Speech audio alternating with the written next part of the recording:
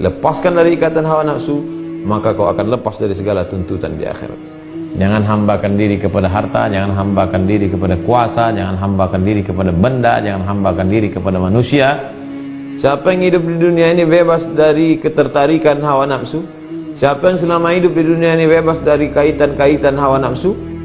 Siapa yang hidup di dunia ini bebas dari segala godaan dirinya? Kana fil akhirati hurram minha, maka di akhirat pun dia akan bebas dari tuntutan-tuntutan. Semua tuntutan di akhirat itu berawal dari keterikatan dengan hawa nafsu. Jangan ikatkan diri dengan apa-apa, lepaskan. Karena kalau kita terikat, sulit untuk meninggalkan kalau sudah terlalu banyak ikatan. Kaki terikat, tangan terikat, leher terikat, terlalu banyak ikatan untuk lepas. Aku mendengar Muhammad bin Husain berkata dari guruku Abu Muhammad Al-Maraghi, dari Ar-Raqi, dari Ad-Daqqaq, Abu Ali Ad-Daqqaq. Apa kata Imam Abu Ali Ad-Daqqaq? Man kana fid dunya khurran, man kana fid dunya khurran minha kana fil akhirati hurran minha.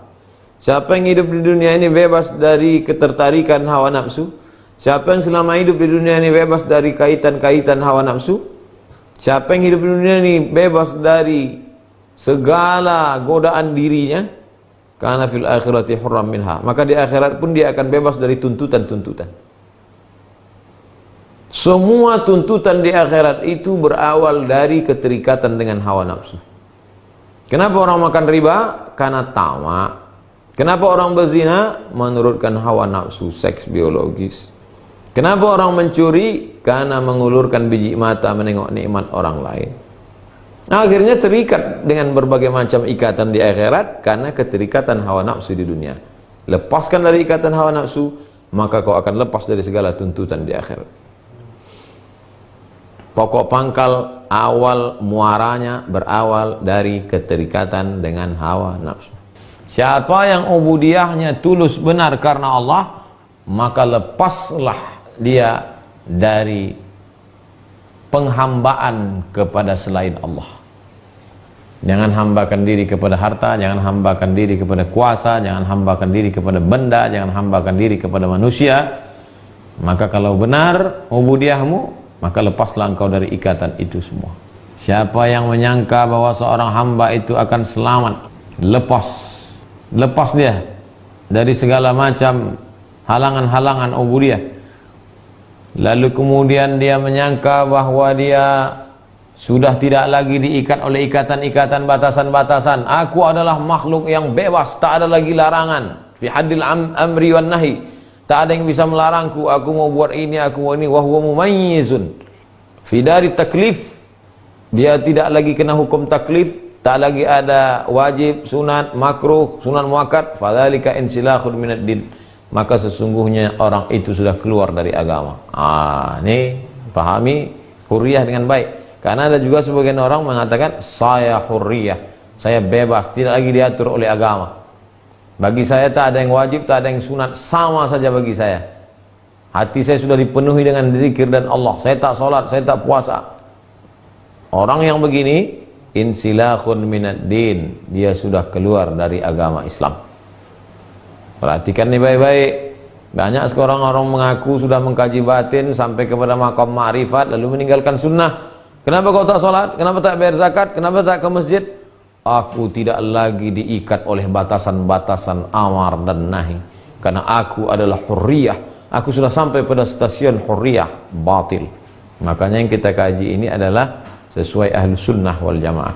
Kalau ada orang yang menyatakan demikian, fadzalika insilakhun minad din, maka dia sudah keluar dari agama Islam. Qala Allah Subhanahu wa taala li nabiyhi, Allah berfirman kepada Nabi Muhammad sallallahu alaihi wasallam, wa'bud rabbaka, tetaplah engkau beribadah kepada Allah sampai yang diyakini datang kepadamu, sampai mati. Tetap kau salat sampai mati, tetap kau puasa sampai mati, tetap kau haji dan umrah sampai mati, tetap kau baca Quran sampai mati. Kalau sampai kau katakan aku sudah sampai pada maqam, pada stasiun bebas, tak lagi diikat oleh hukum-hukum, tak lagi diikat oleh ibadah, hatiku sudah dipenuhi oleh Allah, maka berarti kau sudah tidak mengikut syariat Muhammad sallallahu alaihi wasallam. Yani al-ajal.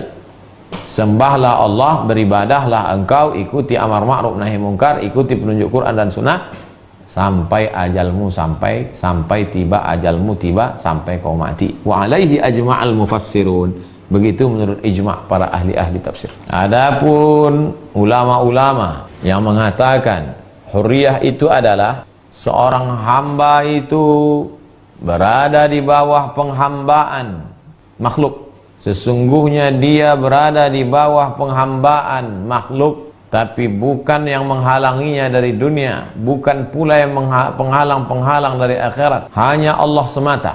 Dia tidak diperbudak dunia, dia pula tidak memperturutkan hawa nafsu, tidak mengikuti apa cita-cita obsesi tertinggi, tidak pula meminta-minta, tidak pula menginginkan sesuatu, tidak pula ada berusaha, tak ada usaha bagi dia, semuanya sudah berserah kepada Allah, dan dia tidak pula berharap mendapatkan apapun. Seorang hamba tidak berada di bawah penghambaan diri kepada sesuatu pun dari makhluk, tidak dari sesuatu apapun di dunia, wala min a'radil akhirah, tidak juga diperhamba oleh sesuatu apapun di akhirat, hanya keinginannya Allah semata, tidak diperbudak oleh keinginan dunia, tak ingin jadi ini, tak ingin jadi itu, tak mau ini, tak mau itu, bukan beramal karena ingin surga, bukan beramal karena takut neraka, fardan li fardin, tapi karena hanya ingin meraih ridho Allah semata. Dia tidak diperbudak oleh kenikmatan yang ada di dunia ini, tidak pula diperbudak oleh keinginan hawa nafsu, tidak pula diperbudak oleh cita-cita harapan masa depan. Dia tak minta-minta, tak berharap, tidak pula dia menginginkan sesuatu, tidak pula dia mengusahakan sesuatu, tidak pula dia berharap akan mendapatkan keberuntungan. Tidak ada hajat, tidak ada keperluan, hanya Allah semata. Ini yang paling lengkap dari yang awal-awal tadi. Pernah orang berkata kepada Syibli, apakah kau tak tahu bahwa Allah itu maha penyayang, wahai Imam Syibli? Aku tahu Allah itu penyayang, tapi sejak aku tahu Allah itu penyayang, masa'altuhu an yarhamani, aku tak pernah minta supaya dia menyayangi aku. Aku tak pernah minta kepada dia supaya dia menyayangi aku. Ustaz masih minta disayangi Allah, ya.